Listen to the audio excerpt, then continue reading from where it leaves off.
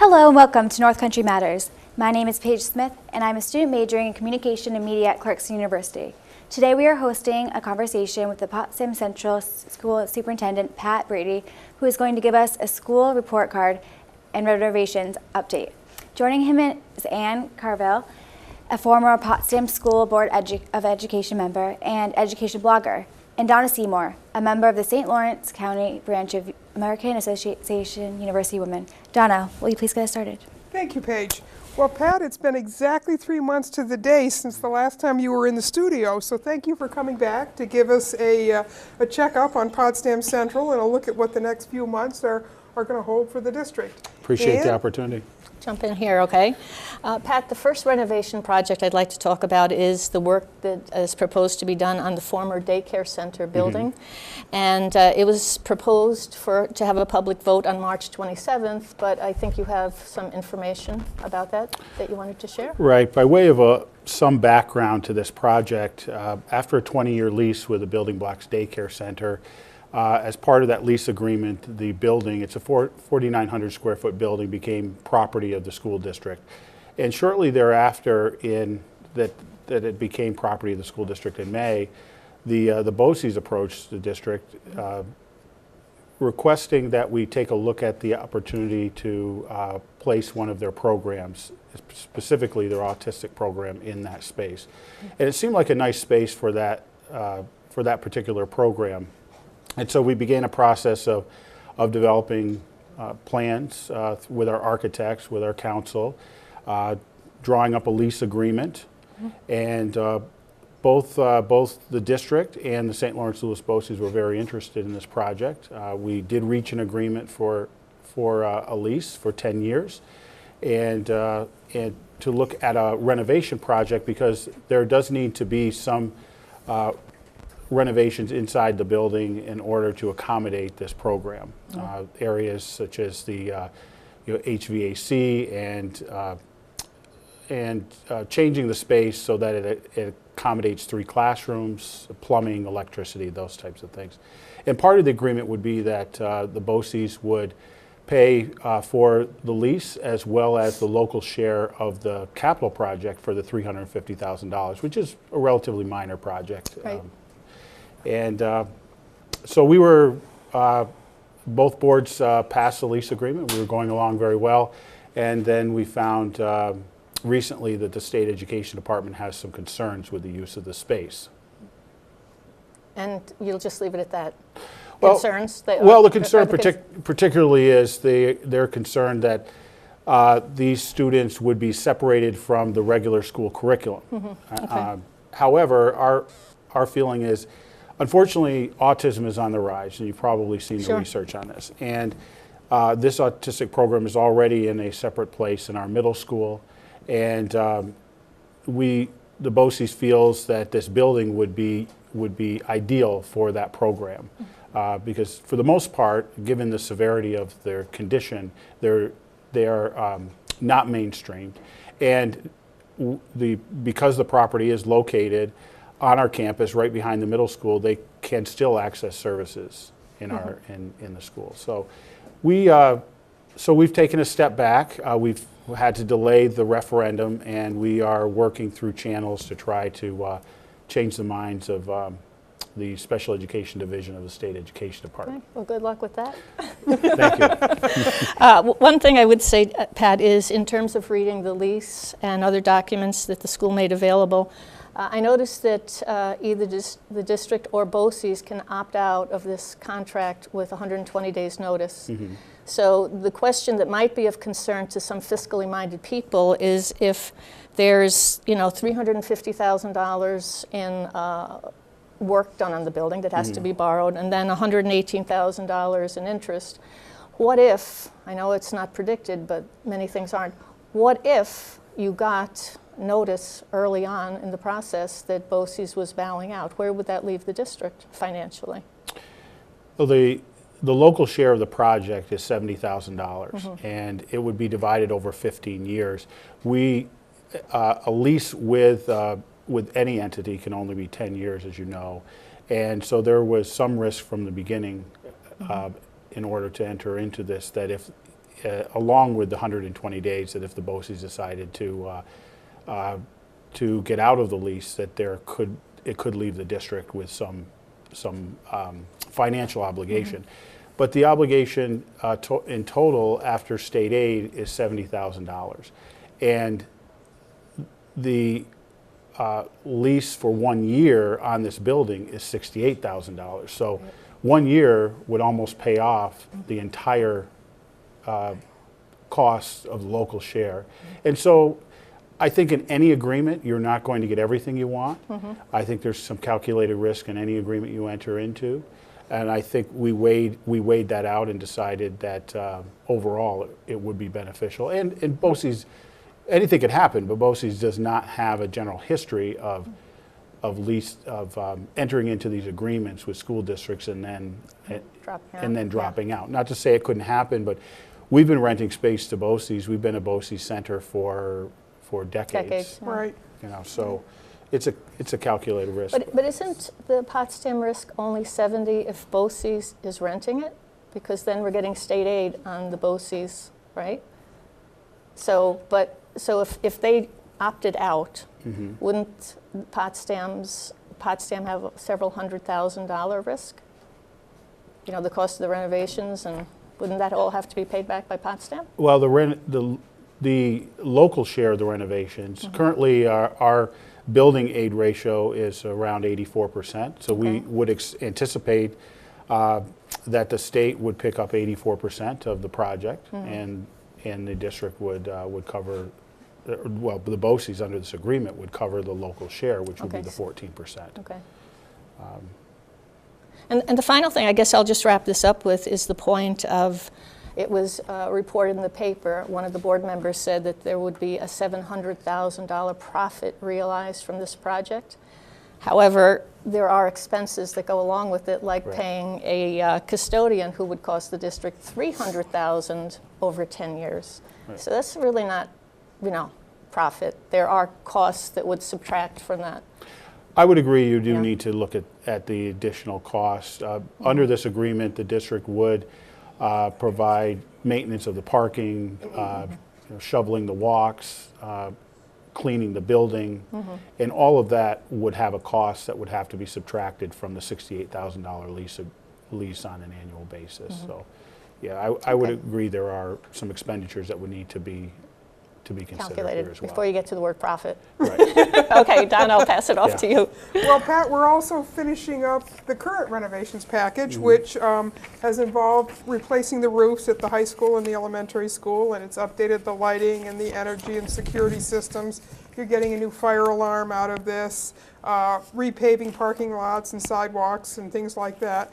One of the big visible parts left to do is to renovate the facade of the old part of the high school. Has that final facade decision been made? Do we know what that's supposed to end up looking like, or are there still some last-minute tweaks perhaps to that? No, this project has gone on a little more smoothly than the daycare project. We are into phase 2. Phase 1 was our roofing project through the elementary and high school mostly, because in the last project the middle school roof was done.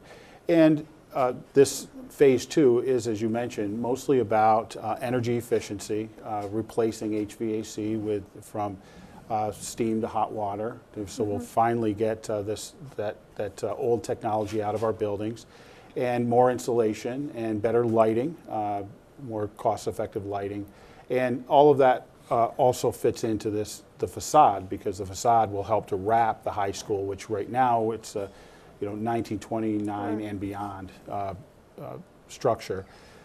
We have decided through work of a committee that included art teachers who might have a little more maybe a little more adept at picking colors than myself and some others. Technology teacher with some architectural background, and our architects. And we looked at a lot of different renderings and have chosen a rendering. Now, are you going to also, I think if I recall correctly, part of this was going to involve changing seating in the auditorium? Or not? Yeah, so that's the auditorium renovations are going on as well. There will be part of it? There will be auditorium renovations. We have been looking at the seating that might end up being an alternate in the project. As in any project, we will put up some alternates so that when we get to bid day, we'll have a base bid and then some alternates. And if we have a very good bid day, our hope is to get all of the alternates in.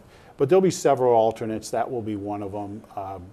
We've looked at some seating. In fact, we met the other day with a seating manufacturer, and also we've purchased some lights as well in this project because we need them for our play. And have you run into anything unexpected, like, you know, asbestos where you weren't planning to find it or anything like that, or has this gone pretty straightforward in terms of what you're doing? Straightforward so far, but we often don't run into some of those areas until you start the construction and tearing away pieces. You can do a lot of sampling, which we do for lead testing and for asbestos, and we generally know the areas where we're going to have issues. But invariably in capital projects, issues come up and we end up having some just change like orders. at home. That's right. So as of right now, though, your projected completion date is still the end of this summer, is that correct? No, actually it's going to be over 2 summers, Oh, so okay. it would be the fall of 2015 Oh, when we okay. would complete the project. So there's still some work to do. There is. We're still in some planning phase, and we're waiting at this point for State Education Department to come back with their approvals of phase 2. Okay. So, and we know that they take their own sweet time, right? Well, they are a bit shorthanded these days in that department, and it can take up to 6 months between the time that you put in your plans to when it is actually approved. Okay. And then we can get to the bidding stages of the project, which we hope to have in early May. Good. Thank you. Yeah. Okay, on to the merger. Okay. Anyone in Canton and Potsdam is probably quite aware of the fact that a study is going on and has been going on since last November about a possible merger between the two. And so I know that they've looked at enrollment projections, athletics, extracurriculars, course offerings, etc. Can you briefly tell us what this committee has found at this point would be some major pros and maybe some cons about a merger? Well, this is it's a great group of people we put together here. The Joint Advisory Committee, 14 people from Canton, 14 from Potsdam, across all walks: parents, teachers, administrators, senior citizens, and they are 4 meetings into their 7-meeting schedule. And this last meeting they did look at extracurriculars, athletics, and facilities, and we've looked before at areas such as enrollment. The next meeting on March 12th will be staffing and contracts, and then we'll get into food service and transportation. You know, it's an ongoing process. I think one of the things that has been driving this process has been the fact that both districts have lost about $10 million in aid that we should have come to each of our districts since 09-10. And it's causing us to look at every option. We're quite disappointed with the governor's proposal this year. We thought maybe that when there's some talk about a surplus that in the state budget, that we would be receiving more aid. So that's why we're looking at this. I think in terms of enrollment, it's showing that enrollment's going to be very steady in both districts. But we've both lost enrollment over the last 10 years. But our projections show that it will level off in both districts, so we can expect that we're going to need a certain amount of resources for students over that period of time. We don't anticipate that to decline. We've been looking very closely at the touchstone areas such as athletics, and in looking at the matrix, there'll be some areas where when you put together the students from both districts, that there may not be opportunities in some sports, but there would be opportunities in others. And we found that overall there's a net gain in opportunities. But certainly in some sports there wouldn't be, such as hockey, or basketball, which is very, or soccer, which is very strong programs in our area. There's just, I think at this point there hasn't been conclusions drawn in terms of any of these, overall conclusions drawn in terms of any of these areas. I think the thing that excites a lot of people on the committee is the opportunities that could be provided for students when you have schools like Canton and Potsdam that have been high-flying academic schools and offer a relative strong program and varied program for their students, that if you put them together, that you will have an even stronger program. They offer certain courses, AP courses, for example, that we don't, and we offer some that they don't. Right. Well, Pat, Potsdam and Canton have many similarities. Both college towns, student body makeup, property wealth, etc. And another thing they have in common is serious property tax limitations. 70% or so of non-taxable property in both communities. So my question is, does a merger between these two communities with that last common problem exacerbate property tax issues down the road, since we won't be expanding the tax base in any significant or foreseeable way? What do you think about that? I don't think it'll exacerbate any, the tax issues down the road. I think what we're looking at here first of all, with the incentive aid, $35 million over 14 years, it helps these districts to survive in a very difficult fiscal crisis. Yeah, right. That aid, part of that aid is going to need to be used in order to level out the tax rates. Currently, Potsdam's tax rate is about $3 more than Canton's tax rate. So some of that aid will need to level out those tax rates.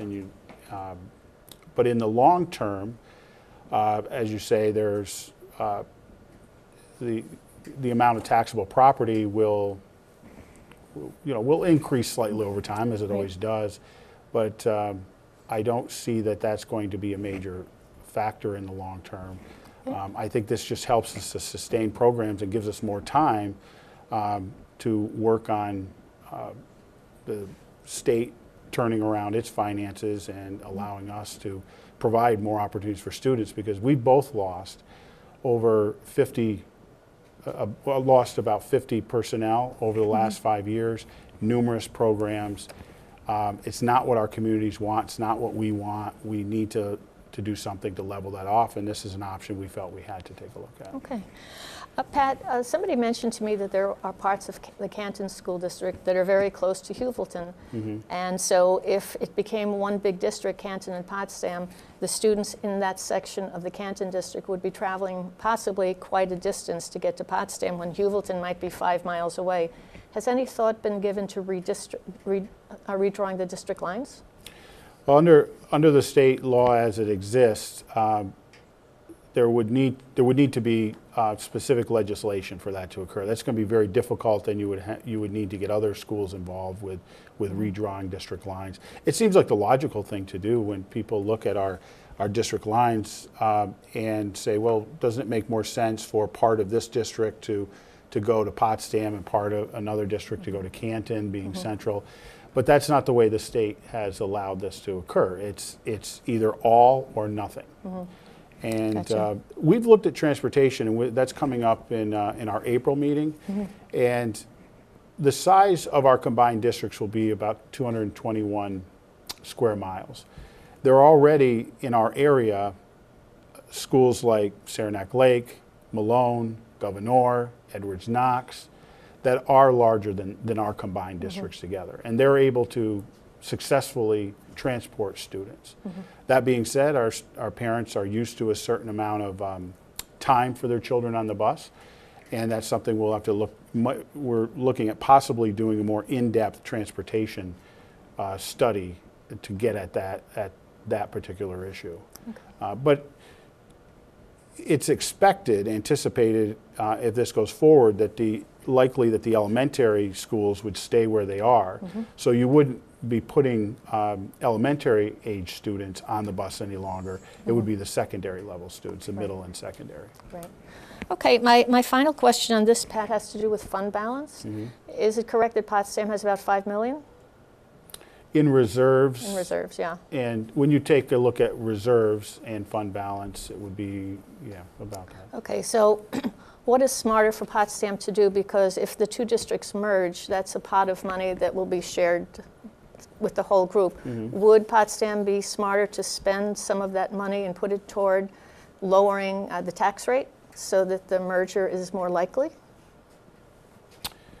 Well, Canton has around $3 to $4 million as well, but some of that in reserves you can't touch in order to use in your budget. Right. And the Reserve for specific uses. For Yeah. specific uses, the Right. employee benefits and liabilities reserve, the EBLR, Yeah. or the tax cert, or many of these other reserves, Mm-hmm. they're there for a specific reason. They need to stay there for a specific reason.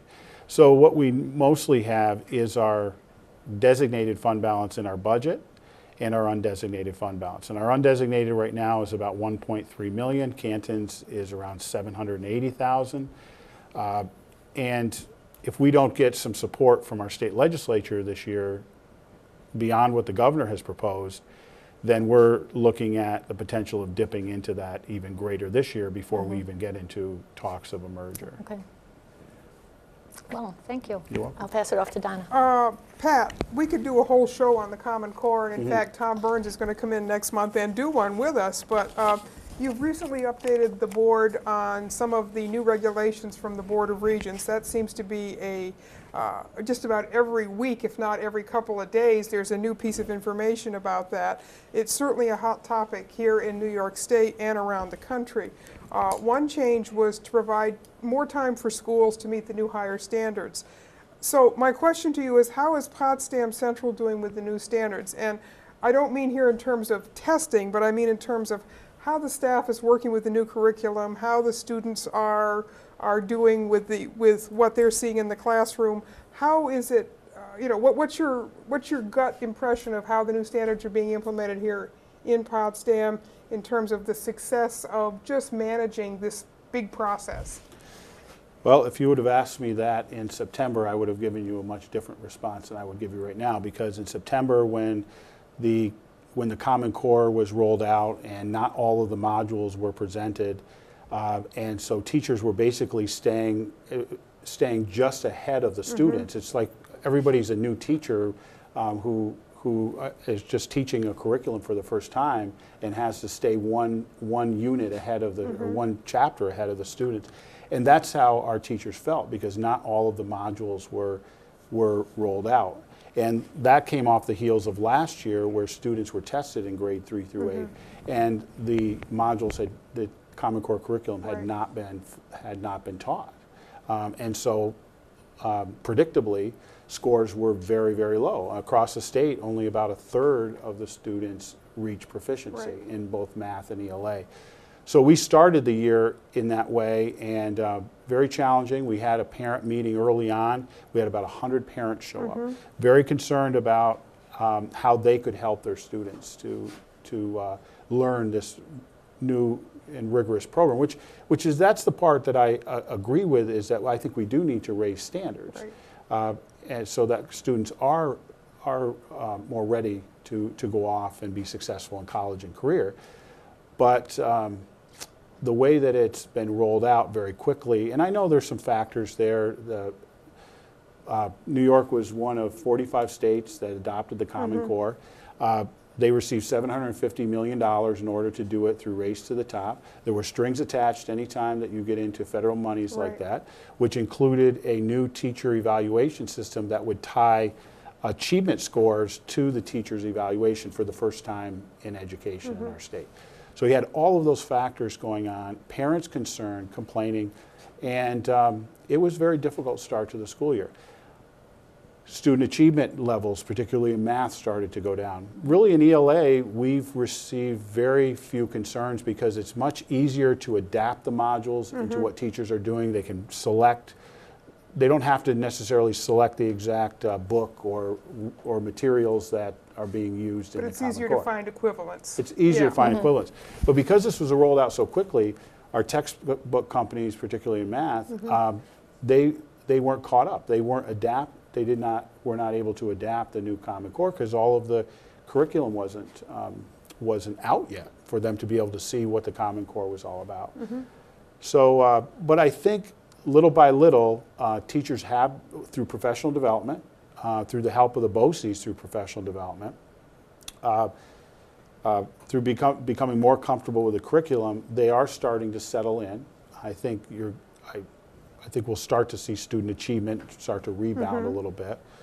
But at the same time, there's a lot of political issues going on with the Common Core that everyone's watching. NICET has come out with a vote of no confidence on the commissioner. The regents have formed their own committee that just came out last week with some recommendations to delay the Common Core at the high school level, which doesn't have anything to do with the 3 through 8 because that will continue. And it doesn't help that politicians are seeing this as an easy thing to whip the voters up about either, does it, when it comes to these kinds of things, because all of these other things are not the standards, and they seem to be so much confusion about what all these other things are kind of on top of the standards, and we've forgotten that the standards are what we're working on. So it seems like it must be very frustrating for everybody when you know you need to work on the standards, and then the next thing you know, evaluations are in there, and budget money is in there, and all this other stuff is making it very difficult to focus on what you need to focus on. Right, and these are kind of the side issues that are going on, but they will have an impact on the direction in the local school district. So when the regents make those recommendations, that will have an impact. The governor at the same time formed his own task force. I'm not sure where that will go, but that could have an impact. There's been hearings in the Senate and the Assembly over it. And plans, I know the Senate just came out with a plan about Common Core, or they're developing one. So Did the regents delay what they had said they were suggesting? I thought they put a delay on theirs after the governor got perturbed. Yeah, the governor came out very strong against the regents and questioned their validity after they Their came out with competence, it. actually. I noticed. You know, so that puts you guys right in the middle. It puts everybody doing education in the middle of all of these competing elected and appointed bodies. So That's right. And of course, it's the kids who suffer when all that is happening. So I think we need the direction to start focusing, and I think it will. I think over time here we'll start to see it focus, and one of the things the regent said is there needs to be more money put towards professional development for our teachers and these materials, because they're very expensive. Yeah. And at a time when schools are going through budget crisis, this was really an added mandate upon other mandates that we're struggling with in schools today. Unfunded, I might say. To some degree, to a large degree, it was. The amount that was given for Race to the Top money to schools was very small comparatively to what the cost is. Yeah, exactly. And by competing for that money, as you say, it tied you to certain standards and performances that it was impossible to meet on, right off the bat when they wanted them to be met. So yeah, it's been a difficult for teachers and for administrators. It's been a difficult juggling act because you've got all of these competing demands. And by the way, could you please do it on the cheap? Yes, right. Well, Pat, it looks like we don't really have much time for the last topic, which is the budget, but maybe you could come back if you want to talk about the budget process and fill the public in a little bit more. But Donna, did you want to? Just to say that we won't really know much until the state budget is completed on the 1st of April, and then you will all be scrambling to put your numbers in place for your budget vote in the middle of May. So it would be great if you could come back, and I think we'd all appreciate an opportunity to kind of dig through that a little bit. It's always complex, that's for sure. But thank you, Pat, for coming in and for giving us the updates that you have. It's not always easy when you're in the middle of something like this one renovations vote, and then all of a sudden they kind of pull the rug out from under you, is it? No. So, all right. Yeah, thanks, Pat. You're welcome. My pleasure. Hello again. Sorry our time is up. These conversations are a production of North Country Matters, produced here in the studios of WCCAN on the campus of Clarkson University. This show is a civic collaboration between the St. Lawrence County branch of the American Association of University Women, the St. Lawrence County League of Women Voters, and the Communications and Media Department of Clarkson University. Until next time, remember, our North Country Matters.